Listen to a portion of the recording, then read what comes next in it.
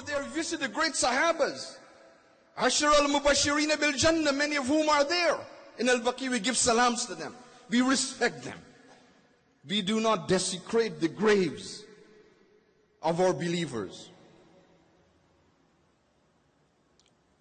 This week, Sunday night, in the middle of the night, 2 a.m., 3 a.m., a group of people in the city of Misrata, and we've mentioned Misrata here many times in this khutbah, on this mimbar. We mentioned it when they were being bombed and shelled by the tyrants who were ruling them. We made dua for them. Misrata, and we mentioned then that Misrata is the city of the Qutb of Libya. Sayyidina Sheikh Ahmed al-Zarruq al-Barnusi radiyallahu anhu. This great believer, this great imam, through whose hands hundreds of thousands entered into Islam. At his hands, thousands of ulama graduated from, that benefit this ummah. His maqam is in Misrata. His maqam, his grave is there. His masjid is there. And a group of people calling themselves Selefis. And I don't usually mention names in my khutbah, but I have to mention it today. That I can, at least those of you who are here, if you belong to any Salafi group, get rid of them. Protect your Islam by removing yourself from any involvement in any Salafi group. The worst threat that a Muslim ummah is faced with today is the Salafis. Not the non-Muslims, the Salafis. The worst threat that they are faced with are the Salafis. One of our families on Eid Day, they're probably here. Yes, they're here. They came to me, the mother, the sister, the daughter crying. One of their sons, he just left them a note. I'm gone. Left them a note, left the home. I'm gone. Because he's with these extremist groups. No respect for his parents. This is in Ramadan he did it. On Eid Day, they thought he would come back. At least it's Eid, to be with his parents and his family. No. This is what it does for you. It destroys you. This is the Salafi da'wah.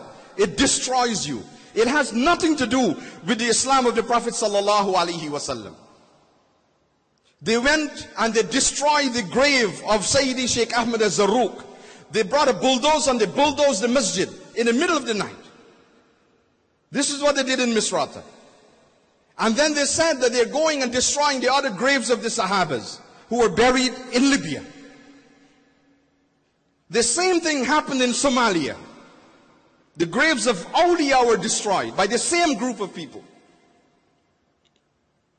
I want today to tell you that you can be aware of this. You can be aware of this. Enough is enough. If you do not stand up and oppose this group, then they will continue to unleash their un-Islamic behavior on everyone and try to impose it. This is not the way of the Prophet sallallahu alaihi wasallam. And this is not the way of the Muslims of Libya. Their history, almost 14 centuries of history, is different than that.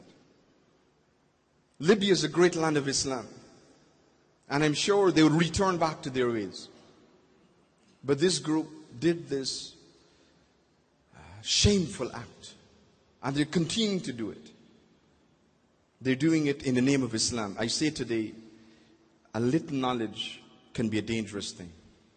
You may think that you're doing what is right, and it's not right. Listen to the scholars of this ummah for 14 centuries.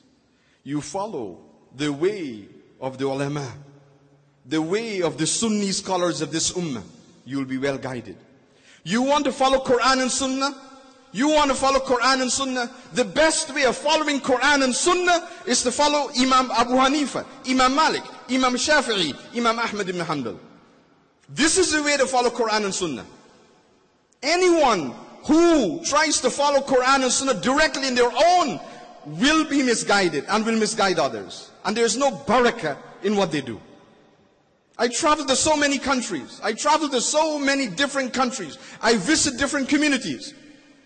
I was away the past week since Eid within Canada. Even in Canada and in other countries, the same complaints I receive. This particular group, members of the Selefi group, causing fitna, disunity, problems, conflicts in masjids. I go to the Caribbean, some of the imams, almost tears in their eyes, elder imams, the entire life devoted to Islam. They say these young brothers, they come and they disrespect them. They have no respect for people who taught them their religion, who taught them to read Quran, who taught them to pray when they were young. They grew up, some of them go and study at Islamic University in Medina, and then they come back and they start condemning everything, criticizing everything, and causing hatred and disunity in our community.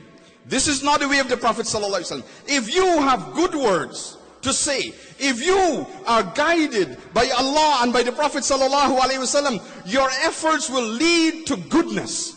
Your efforts will lead to harmony. Your efforts will lead to people living a happy life. It wouldn't bring disunity and fitna and confusion in the Muslim community. This is what a Salafi group is doing.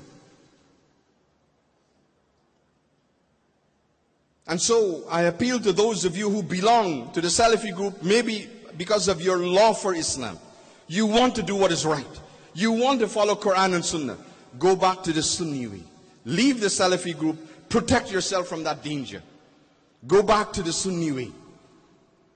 The way of the Prophet sallallahu alaihi wasallam.